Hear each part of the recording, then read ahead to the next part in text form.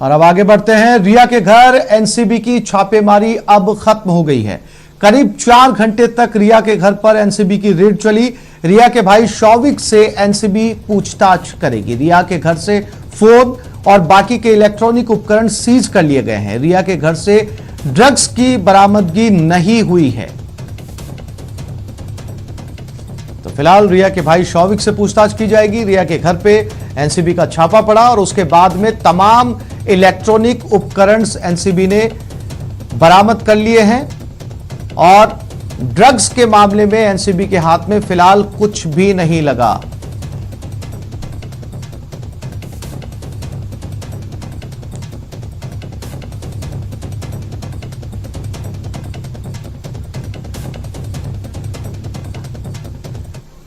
और इस वक्त बाड़मेर से भी एक बड़ी खबर मिल रही है, जहां एक स्कूटी सवार पर हाई वोल्टेज तार गिरा। तार के संपर्क में आने से यह शख्स झुलस गया। हादसे में स्कूटी जलकर राख हो गई। सूचना पर समदड़ी पुलिस मौके पर पहुंच गई है। समदड़ी के भाखरी रेलवे स्टेशन के पास की यह घटना बताई जा रही है।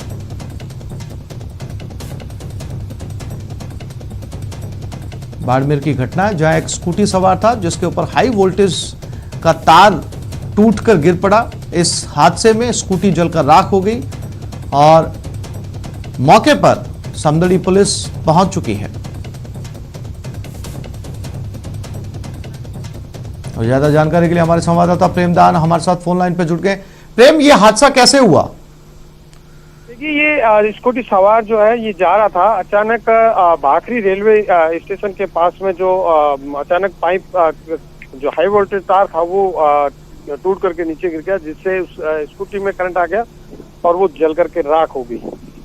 जी, और मौके पर समदड़ी थाना पुलिस पहुंच चुकी है और पुलिस ने मौके पर जाके जो स्कूटी है उसको साइड में कर दिया है और विद्युत विभाग ने पूरे विद्युत कनेक्शन है उसको डिस्कनेक्ट कर दिया है और वापस तार को जोड़ने की प्रक्रिया जारी है।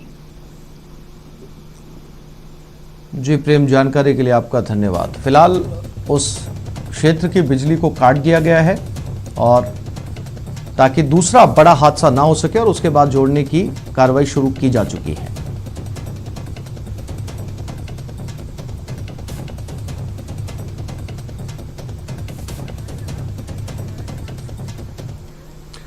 और बारां में भी भूमाफियाओं का कहर सामने आया। भूमाफियाओं ने एक वन कर्मी पर ट्रैक्टर चढ़ा दिया। भू अतिक्रमण रोकने आए वन कर्मी पर यह ट्रैक्टर चढ़ाया गया है।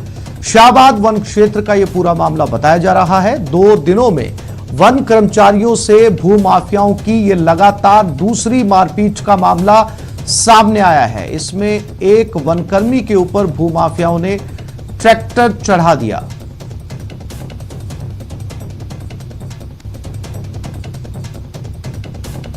वन रक्षक का नाम मिथुन बताया जा रहा है और पिछले 2 दिनों के अंदर लगातार वन कर्मियों के साथ ही मारपीट की दूसरी घटना सामने आई है।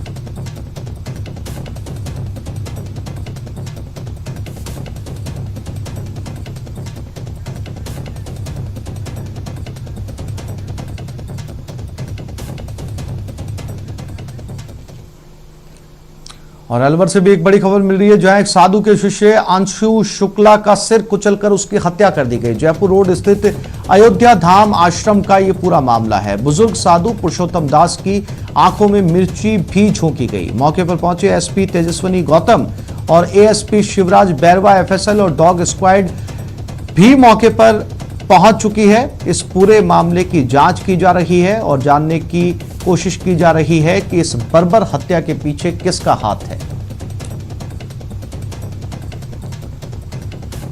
क्या हुआ है, किस तरीके से मर्डर हुआ है? देखिए, तकरीबन 7:20 के आसपास कंट्रोल रूम पे सूचना आई कि ये जो अरावली विहार थाना क्षेत्र में एक मंदिर और आश्रम है, जहाँ पे एक 90 वर्षीय बाबा और उनका हेल्पर जो दूसरे छोटे बाबा थे वो दोनों रहते थे। उसमें बाबा की आंखों में तो किसी ने मिर्च डाली है और जो छोटा हेल्पर है उनका जो दूसरा बाबा है उसके सर पे वार करके लोग कोई उसे अज्ञात व्यक्ति मार के चले गए हैं। और न्यूज 18 राजस्थान की एक खबर का बड़ा असर हुआ। खटारा एम्बुलेंस मामले में इस खबर का असर नजर आया। स्पीकर ओम बिरला ने इस पूरे मामले में संज्ञान लिया है। सांसद कोष से अब इस समस्या का समाधान किया जाएगा। खटारा एम्बुलेंस से निजात दिलाएंगे। खटारा एम्बुलेंस से इटावा सीएचसी चल रहा था। न्यूज 18 ने प्रमुखता से यह खबर दिखाई थी। न्यूज 18 राजस्थान की खबर का असर एक बार फिर से हुआ। कोरोना काल में इटावा सीएचसी की खटारा एम्बुलेंस के मामले को कोटा बूंदी सांसद और लोकसभा स्पीकर ओम बिरला ने गंभीरता से लिया।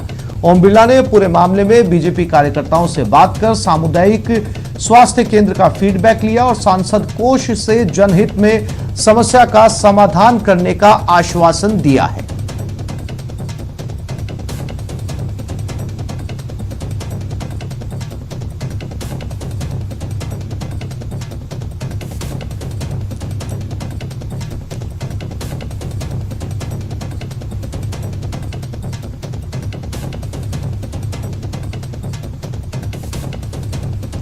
ये तस्वीरें सामने आने के बाद में ओम बिरला ने सांसद निधि से अब एम्बुलेंस की व्यवस्था करने का वादा किया है। न्यूज 18 राजस्थान ने इस खबर को प्रमुखता से दिखाया था, जिसमें 108 नंबर की एम्बुलेंस के हालात ये थे कि उन्हें सड़कों पर धक्का देकर लेकर जाना पड़ता था। ऐसे में मरीजों को खासी परेशानी का सामना करना पड़ रहा था। इटावा सीएचसी इन्हीं 2 खटारा एम्बुलेंस के भरोसे चल रहा था। जब न्यूज 18 राजस्थान ने इस खबर को प्रमुखता से उठाया तो ओम बिरला ने इस मामले में आश्वासन दिया है कि सांसद निधि से वो एम्बुलेंस की व्यवस्था करवाएंगे।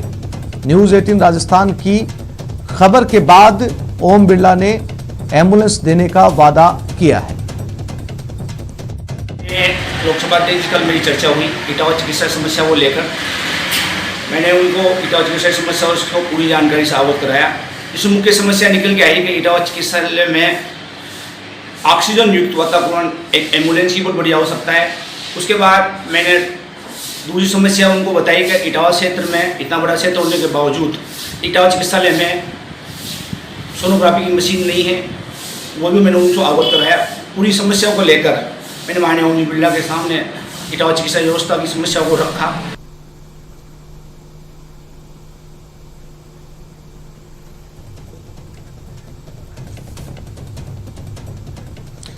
और हैदराबाद में सरदार वल्लभ भाई पटेल राष्ट्रीय पुलिस अकादमी में दीक्षांत परेड समारोह के दौरान शुक्रवार को वीडियो कॉन्फ्रेंस के जरिए प्रोबेशनरी आईपीएस अधिकारियों से पीएम मोदी का संवाद इस वक्त जारी है।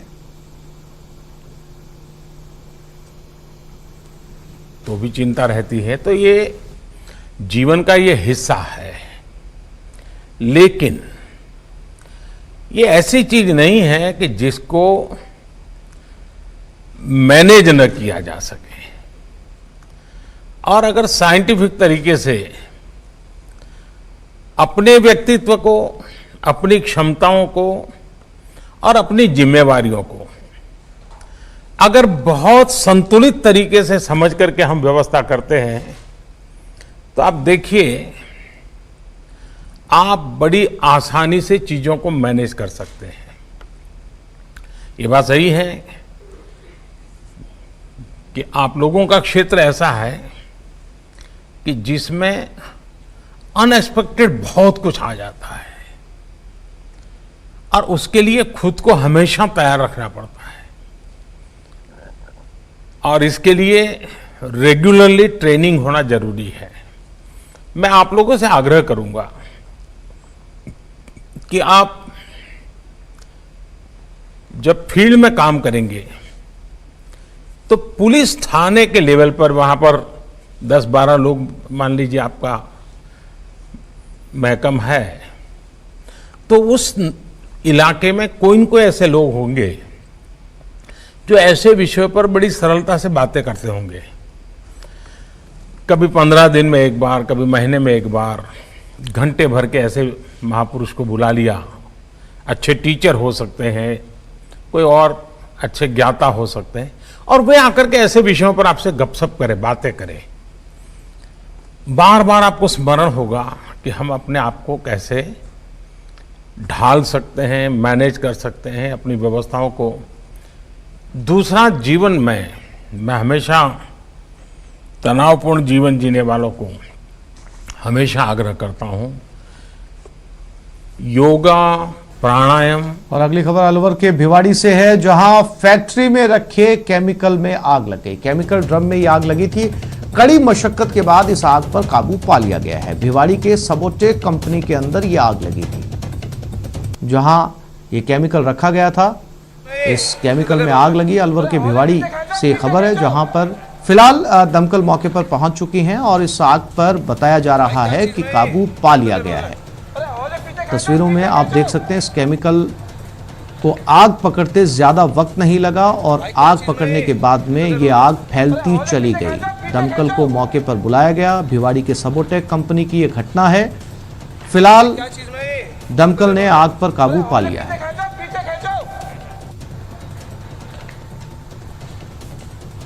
क्या चीज में और अलवर से हमारे संवाददाता राजेंद्र हमारे साथ जुड़ गए हैं। राजेंद्र, कुछ जानकारी मिल पाई कि इस आग लगने के पीछे क्या कारण थे और फिलहाल क्या स्थिति है? जी, आग पर काबू पा लिया गया है, लेकिन आग पर किस कारण से जो आग लगी है फैक्ट्री में, उसका अभी कोई कारण नहीं पता लग पाया है। लेकिन फैक्ट्री में केमिकल के ड्रम भरे हुए थे, उस केमिकल के ड्रमों में आग लगी थी और समय रहते वहां जो कर्मचारी मौजूद थे उनके द्वारा सूचना दी गई थी। उसके बाद दमकल की गाड़ी मौके पे पहुंची और पुलिस के जो अधिकारी हैं वो मौके पे पहुंचे और करीब 1 घंटे की मशक्कत के बाद आग पर काबू पा लिया गया है। ये सबोटेक कंपनी का पूरा मामला है, लेकिन समय रहते अगर इस आग पर काबू नहीं पाया जाता तो ये एक बड़ा हादसा हो सकता था। तो ये कह सकते हैं कि गनीमत रही कि एक बड़ा हादसे को समय रहते कार्रवाई करती गई, दमकल की टीम मौके पे पहुंच गई, जिससे इस पर काबू पा लिया गया। लेकिन अभी से कितना नुकसान हुआ है और आग किस कारणों से लगी है, इसकी अभी जानकारी नहीं मिल पाई। जी राजेंद्र, तमाम जानकारी के लिए आपका धन्यवाद।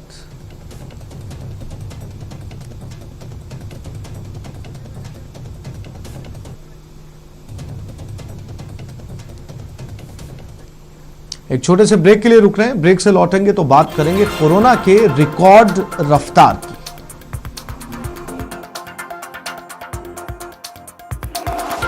और चलिए बात करते हैं मरुधरा में कोरोना के बढ़ते रिकॉर्ड रफ्तार की।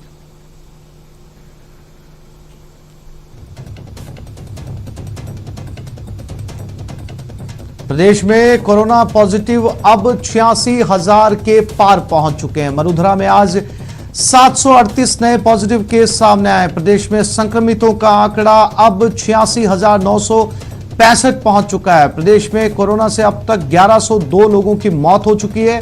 71,249 केस पॉजिटिव से नेगेटिव हो चुके हैं। इलाज के बाद 70,189 लोग डिस्चार्ज हो चुके हैं। राजस्थान में इस वक्त 14,614 एक्टिव केस हैं। आज 29 रिकवर हुए हैं, 29 को डिस्चार्ज किया गया है। राज्य में सैंपलिंग 23,92,000 के पार चली गई है।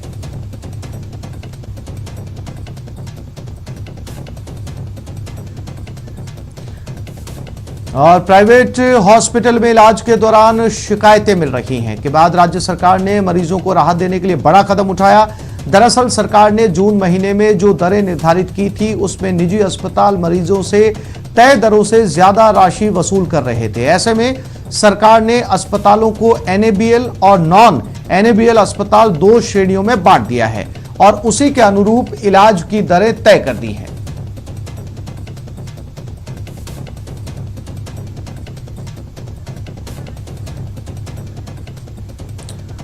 और सचिन शर्मा जयपुर से हमारे साथ लाइव जुड़ गए हैं। सचिन, जिस तरीके से लगातार कोरोना की रफ्तार बढ़ती जा रही है, वैक्सीन आने में अभी बहुत समय बचा है और जो राज्य सरकार ने फैसला लिया है प्राइवेट हॉस्पिटल के अंदर मरीजों की देखरेख का, इससे कितनी राहत मिल पाएगी? देखिए आसिफ, अगर कोरोना मरीजों के इलाज की अगर हम बात करें तो क्योंकि प्रदेश में इस समय कोरोना पॉजिटिव की संख्या बहुत तेज़ी से बढ़ी और ख़ास करके जो बड़ी उम्र के लोग हैं, जो 60 वर्ष अधिक की आयु के लोग हैं, उनके लिए एक सबसे बड़ा संकट ये है कि यदि उन्हें अस्थमा होता है या कोई हार्ट की प्रॉब्लम होती है या उन्हें डायबिटीज़ होती है या किडनी की कोई प्रॉब्लम होती है, तो ऐसे में कोमॉर्बिडिटी होने के चलते उनकी कोरोना के वजह से उनकी जो अन्य बीमारियां हैं वो ट्रिगर कर जाती हैं और ऐसे में उन्हें इलाज के लिए जो है अस्पताल जाना ही पड़ता है। तो ऐसे में राज्य सरकार को लगातार ये शिकायतें मिल रही थी कि आईसीयू का जो संकट है वो प्रदेश में जो है खड़ा हुआ है, इसके अलावा वेंटिलेटर्स नहीं मिल रहे हैं, बेड्स की भी संख्या जो है वो पर्याप्त नहीं बताई जा रही थी। तो ऐसे में मुख्यमंत्री अशोक गहलोत ने 2 दिन पहले जब समीक्षा बैठक की थी तो उसमें कहा था कि जो मरीज हैं उन्हें इलाज की मुकम्मल व्यवस्था मिले, उन्हें पर्याप्त संख्या में जो है वेंटिलेटर्स आईसीयू उपलब्ध हो। तो इसके लिए जो है उन्होंने निर्देश भी दिए थे, लेकिन यह बात भी सामने आ रही थी कि कुछ अस्पताल जो हैं वो जहां एक और ये कह रहे हैं कि आईसीयू उनके यहाँ उपलब्ध नहीं है, वहीं दूसरी ओर एक चीज बिल्कुल बिल्कुल सचिन, इस वक्त जो है वो बुजुर्गों के सामने एक बड़ी समस्या इसे कहा जा सकता है। सचिन, तमाम जानकारी के लिए आपका धन्यवाद।